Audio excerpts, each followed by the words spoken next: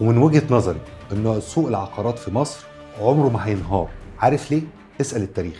بس في نفس الوقت عمره ما هيطلع بنفس المعدل السريع اللي كان موجود في آخر فترة. يعني الناس هتفكر كتير قبل ما تشتري، والمطورين كمان هيكونوا أذكى في التسعير. العقار لسه فرصة، بس مش لكل الناس ومش في أي وقت. اللي هيكسب من العقار في المستقبل هو اللي هيشتري صح وفي التوقيت المظبوط.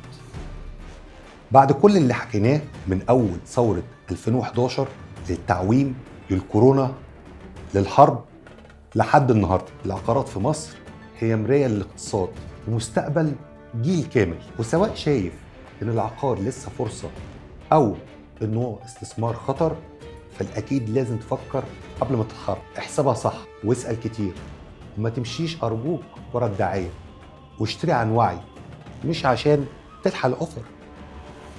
في النهاية أنا بشكرك إنك كنت معايا من أول الرحلة لغاية آخر حلقة.